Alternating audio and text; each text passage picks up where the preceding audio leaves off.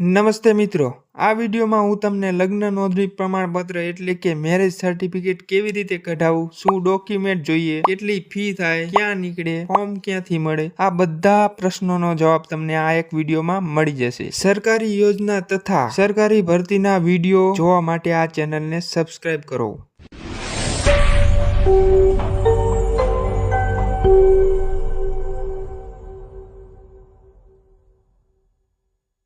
સૌથી પહેલા આપણે વાત કરી કે આ મેરેજ સર્ટિફિકેટ ક્યાંથી મળશે। તો કન્યા જે ગામ અથવા સિટીમાં રહેતી હોય લગ્ન પહેલા ત્યાંથી આ સર્ટિફિકેટ નીકળશે અને જે ગામના તલાટી, ગ્રામ પંચાયત અથવા તો મ્યુનિસિપલ કોર્પોરેશન હોય ત્યાંથી કચેરીમાંથી નીકળશે। મેરેજ સર્ટિફિકેટ કઢાવવા માટે ડોક્યુમેન્ટ કયા કયા જરૂર પડે તે જાણી લો। વર અને કન્યાનું જન્મ પ્રમાણપત્ર, એ ન હોય તો શાળા છોડ્યાનું પ્રમાણપત્ર।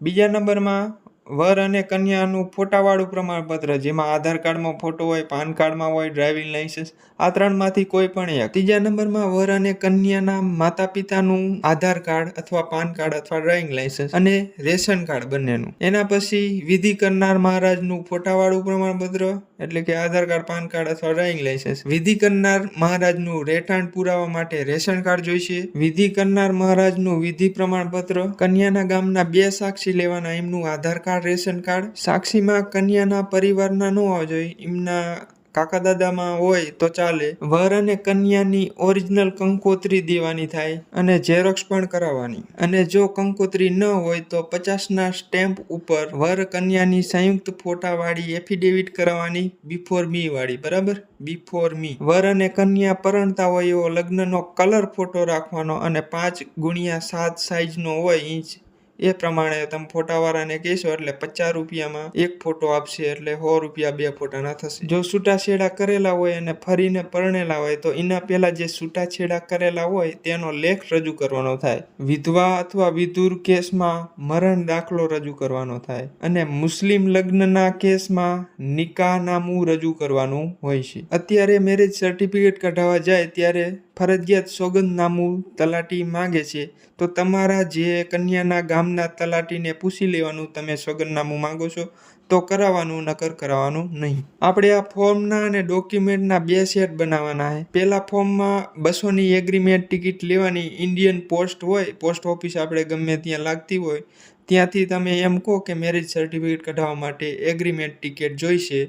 100 વાળી 4 લેવાની, 200 વાળી હોય તો 2 લેવાની, કુલ 400 રૂપિયાની એગ્રીમેન્ટ ટિકિટ લેવાની થાય। 6 રૂપિયાની કોર્ટ ફી લેવાની। આપણે 2 ફોર્મ બનાવ્યા, એમાં અરજી ફોર્મ નમૂનો 1 હશે ને એના ઉપર 3 રૂપિયાની કોર્ટ ફી લગાવવાની અને બીજા ફોર્મમાં નમૂના 1માં 3 રૂપિયાની કોર્ટ ફી લગાવવાની। તમને ફોર્મ ક્યાંથી મળશે?